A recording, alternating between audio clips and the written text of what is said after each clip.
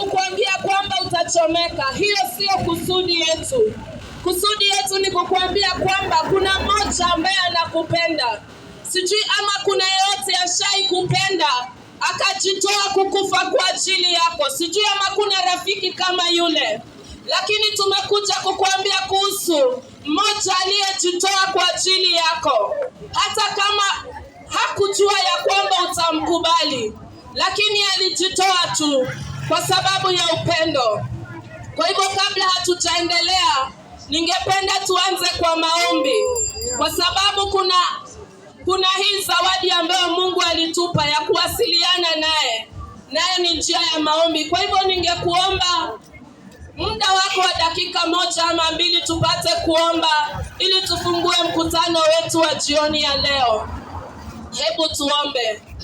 Baba, katika jina la Yesu Kristo tunasema ni asante kwa sababu ya jioni hii ambayo umetupa uzima na umetupa nafasi ya kuja kutangaza neno lako.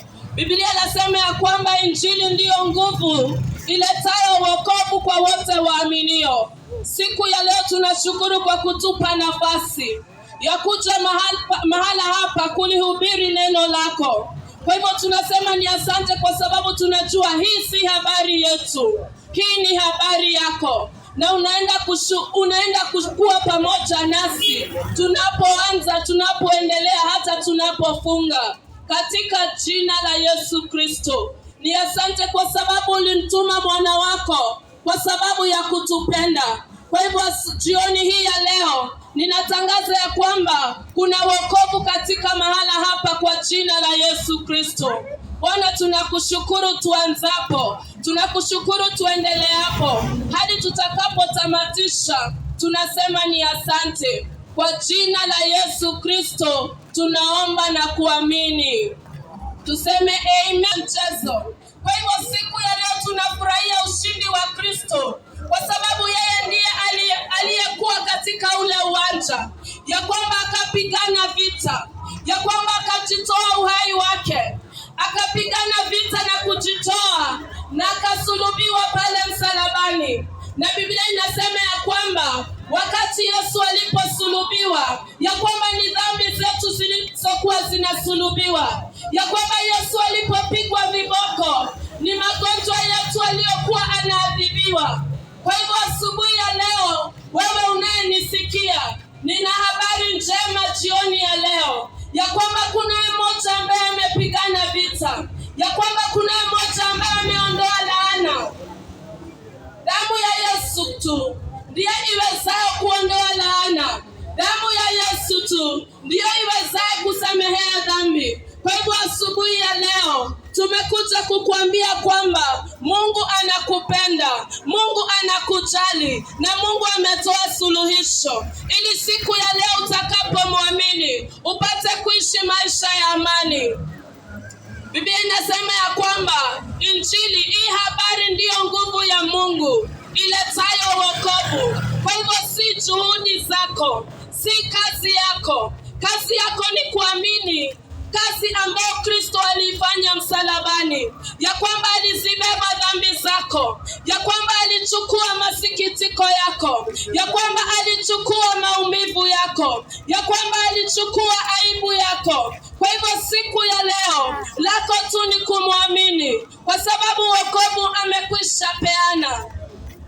Huu wokovu amekwisha peana, na lako tu ni kupokea kwa kukiri kwa ulimi wako, kwa kukiri kwa ulimi wako na kuamini kwa roho yako ya kwamba Mungu alimtuma Yesu Kristo akafa msalabani kwa ajili ya dhambi zako, ili utakapomwamini upate uzima wa milele.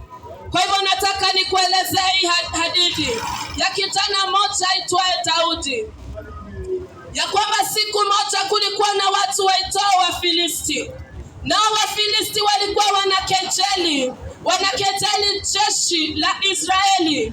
Walikuwa wanawakejeli na kuambia ya kwamba wawape mtu mmoja atakayepigana nao, na ya kwamba akiwashinda watakuwa watumwa wao. Naye Daudi aliposikia akawa ana makasiriko, kwa sababu hakufahamu ni kwa nini taifa lipendao Mungu liweze kuchukiwa, liweze kudharauliwa. Kwa hivyo Daudi alijitoa na akaenda kupigana na adui ambaye aitwaye Goliato.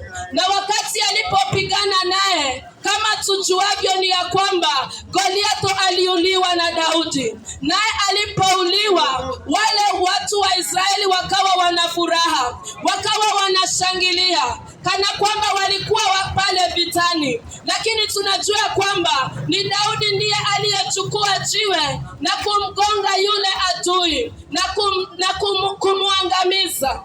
Kwa hivyo siku ya leo, yale mashida ulionayo siku ya leo, kuna mmoja ambaye alipigana vita ili utakapomwamini upate kuondolewa dhambi, ili utakapomwamini upate kuondolewa magonjwa, kwa sababu ni kwa mapigo yake Yesu Kristo ndipo tunapata uponyaji. Ni kwa mapigo yake Yesu Kristo ndipo tunapata amani. Kwa hivyo wewe unayenisikia, sijui ni shida gani ambayo imekufinyilia, sijui ni jambo gani ambalo umejaribu kulitatua na haujaweza. Tuna suluhisho jioni ya leo, na hilo suluhisho ni Yesu Kristo, kwa sababu hakuna aliyejitoa ili kuokoa mwanadamu ila Yesu Kristo. Yesu ndiye sadaka, sadaka isiyo na mawaa, sadaka isiyo na madoadoa ambayo Mungu mwenyewe aliitoa ili siku ya leo ukimwamini upate uzima wa milele, usiangamie. Nilianza kwa kukuambia kwamba unachokifanya kina muda, kazi unayoifanya ina muda, lakini kuna kitu kitakachokufaa hata utakapomaliza maisha yako ya hapa duniani. Nacho hicho kitu ni kumwamini Yesu Kristo, kwa sababu unapomwamini Yesu Kristo, maisha yako hayataishia tu hapa duniani. Kama vile alivyofufuka, ya kwamba alikufa, akasulubiwa na akazikwa, lakini baada ya siku 3 alipata kufufuka. Kwa hivyo ndivyo tunavyoamini ya kwamba sisi tulio katika Kristo Yesu, ya kwamba maisha yetu hayaishi hapa ulimwenguni, lakini hata tutakapolala, ile siku yetu itakapofika, kama Kristo atakawia kurudi, ya kwamba kuna siku inayokuja ya kwamba kama vile Kristo alifufuka, hata nasi tutafufuka. Na kabla ya hayo, ya kwamba katika Kristo tuna uzima wa milele, katika Kristo tuna amani, katika Kristo tuna ushindi. Biblia inasema ya kwamba kwa wote ambao wamemwamini Kristo, wamepewa nguvu na mamlaka dhidi ya shetani. Kwa hivyo Yesu pekee ndiye jina lililoinuliwa juu ya magonjwa, juu ya mashetani, juu ya kila laana. Kwa hivyo kama unataka kuwekwa huru jioni ya leo, hakuna jina lingine ambalo limetolewa ila Yesu Kristo.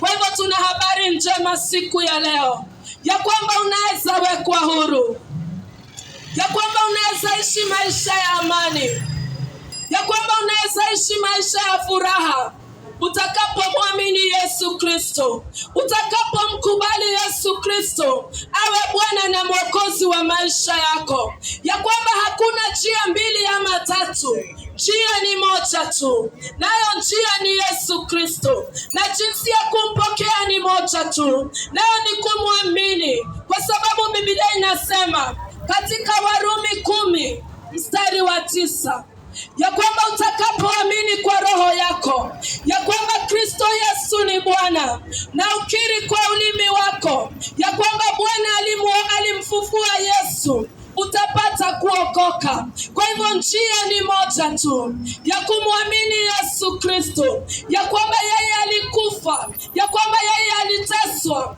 kwa ajili ya dhambi zako.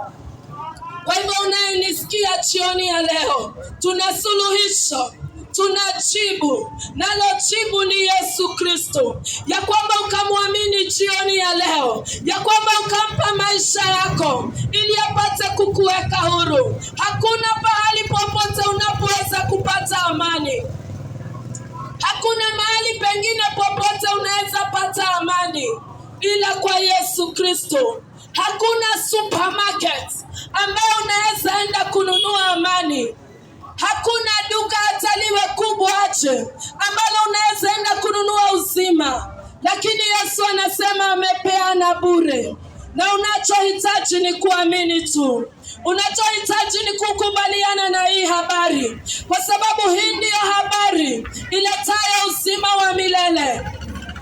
Biblia inasema katika Warumi 1:16 ya kwamba sitaionea haya hii injili ya Yesu Kristo, kwa sababu hii ndiyo nguvu ya Mungu iletayo wokovu kwa wote wamwaminio. Kwa hivyo jioni ya leo wokovu unakuja kwa kuamini.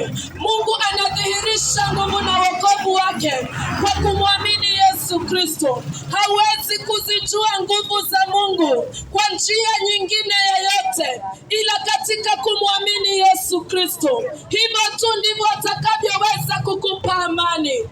Katika kumwamini Yesu Kristo ndivyo tu ataweza kukupatia furaha. Kwa hivyo hakuna njia mbili. Jesus is the only way, the truth and the life. And all you need is just to believe this message and to confess with your mouth that Jesus is Lord. Kwa sababu maandiko yanasema ya kwamba sadaka za ng'ombe hazikumfurahisha Yesu. Ya kwamba juhudi zako haziwezi tosha kukuokoa. Ya kwamba juhudi na sadaka zako haziwezi kuokoa nafsi yako. Lakini kunalo jawabu. Lakini kunayo sadaka ambayo Mungu aliitoa. Nayo ni sadaka ya mwanawe. Ya kwamba siku ya leo ukimwamini utapata uzima wa milele. Ya kwamba siku ya leo ukimwamini utapata kila ambacho Yesu amepata, kila ambacho Mungu amekuahidi. Kwa hivyo siku ya leo nina habari njema.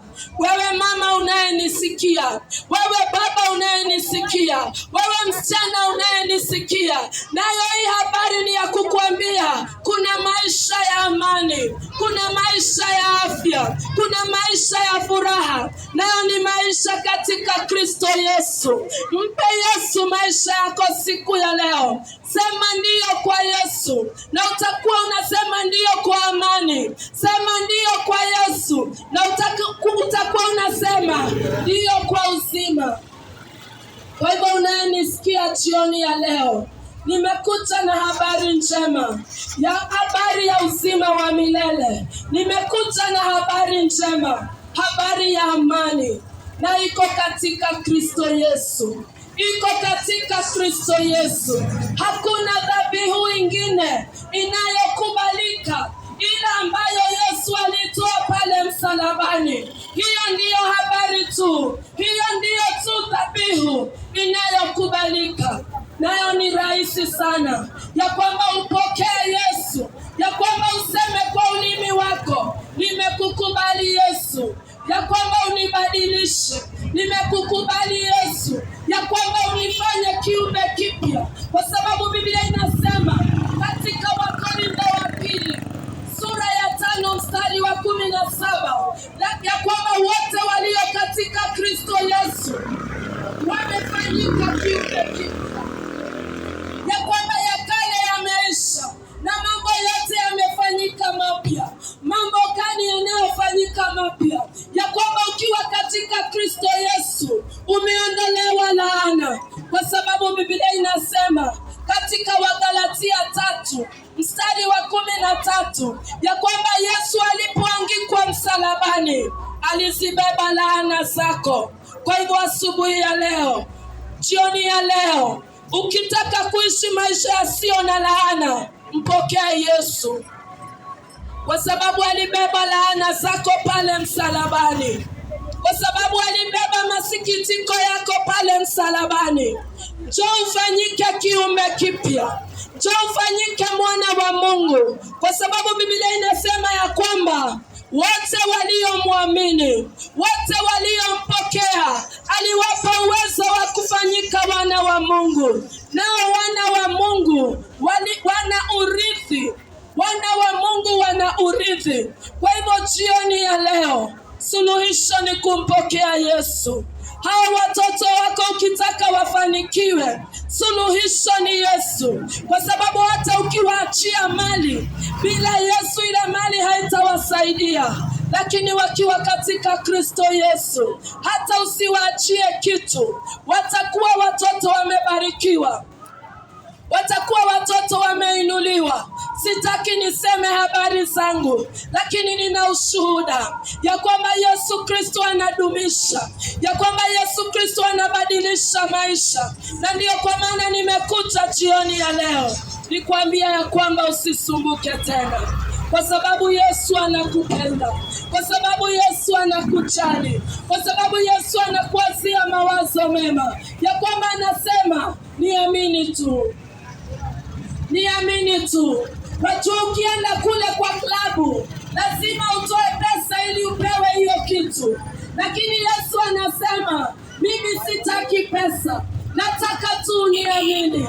Na unapomwamini, anasema sasa wewe ni mwana wangu. Ya kwamba unapomwamini, anasema sasa wewe ni mrithi pamoja na mimi. Kwa hivyo asubuhi ya leo, jioni ya leo, usisumbuke. Jioni ya leo kuna jawabu. Jioni ya leo kuna suluhisho, nalo ni Yesu Kristo.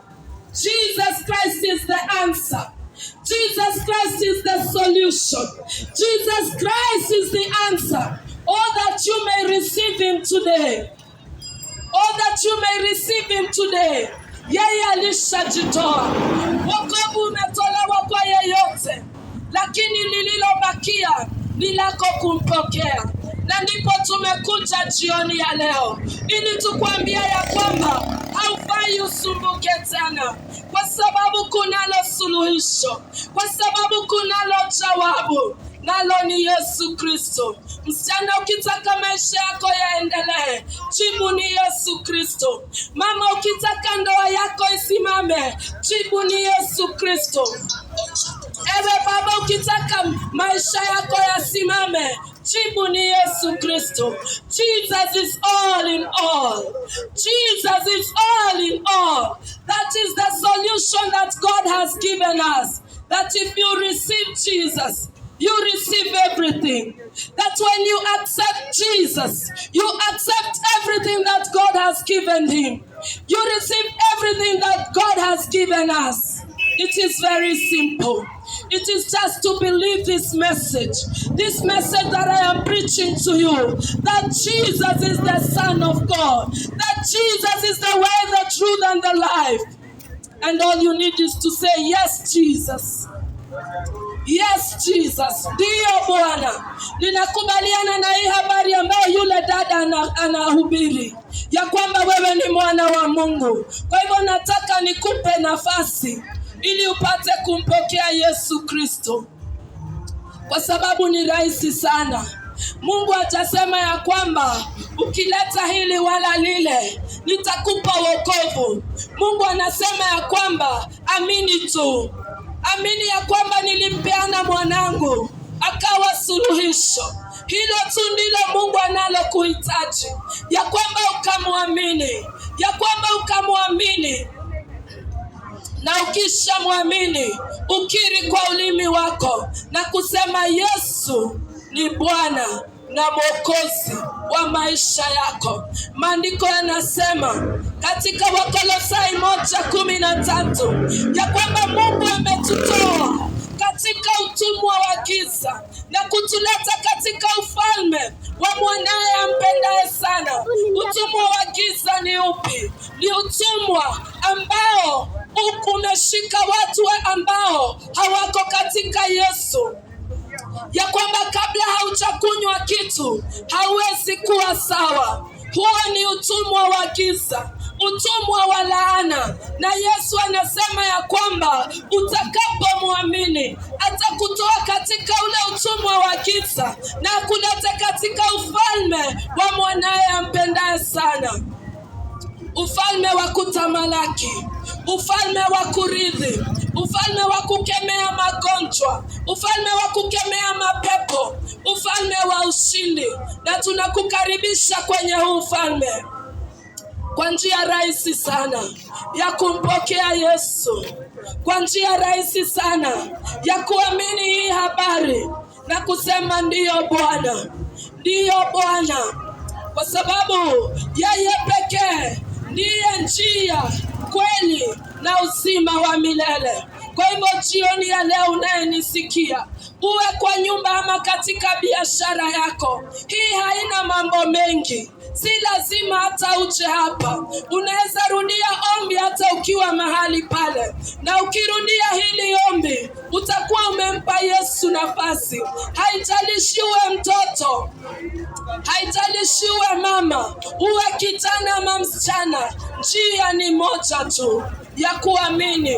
Kwa hivyo nataka nikupe hii nafasi ya kwamba umpokee Yesu. Nimekuhubiria nikakueleza ya kwamba sadaka ni moja tu aliyoitoa Mungu, nao ni sadaka ya Yesu Kristo, ya kwamba ukimpokea utafanyika mwana wa Mungu, ya kwamba ukimpokea utaishi maisha ya amani, ya kwamba ukimpokea utaishi maisha ya furaha, ya kwamba ukimpokea wewe zaidi ya mshindi, ya kwamba una uzima wa milele.